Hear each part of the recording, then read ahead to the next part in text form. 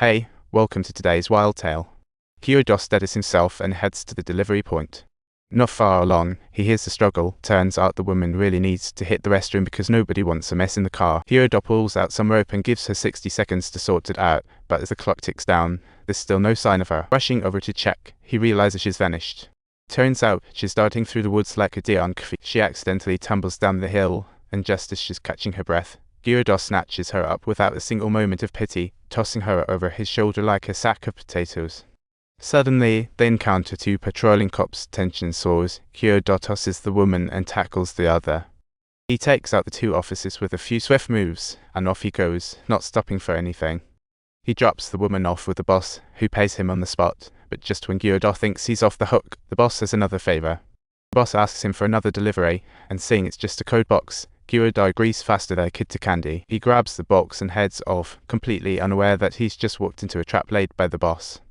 Gyudo gears up to leave, clearly unaware that the boss has sinister plans brewing. Fuming, Gyudo is ready for action, while the boss goons are just chilling, completely oblivious to the storm brewing. Suddenly, the doorbell rings like an alarm, and the goons panic and start shooting. Using the door like a makeshift shield, Gyudo brilliantly counters and takes them out one by one. After dealing with the chaos, he tosses the woman back into the car like a seasoned pro.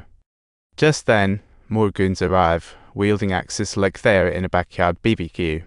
Gyudo dodges like a champ, taking a few hits but keeping his cool despite the madness.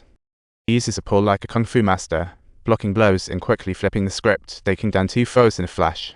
With heavy firepower backing them up, Gyudo swiftly takes out the attacker with a stunning sidekick, wrapping up the chaos.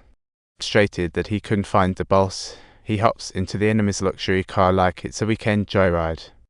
Out of nowhere, the woman pops her head up from the back seat, causing Gyudo to slam on the brakes, totally startled. Originally wanting to ditch her, he can't bear the thought and backs the car back up. She tags along back to his place, and Gyudo asks for her backstory like they're on a first date. She introduces herself as Susan, explaining she was taken because she knows the boss' big secret. Just as she's about to spill the beans, Gyudo stops her like a dramatic movie freeze frame. All she wants is a peaceful life, and later that night she stumbles upon Gyudo's military photo. The photo sparks a wild idea in her mind, as if she found the plot twist in a thriller. The next morning, Susan whips up breakfast, when suddenly the sheriff shows up like an unexpected guest. He wants to know about the car explosion, and Gyudo casually claims his car was stolen. Susan jumps in to defend him, saying she can vouch for him.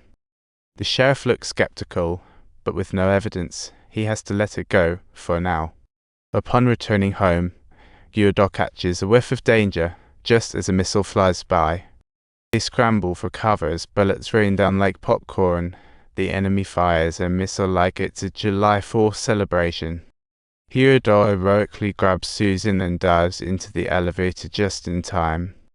With attacks pouring in, they have nowhere to go but to ride out the storm.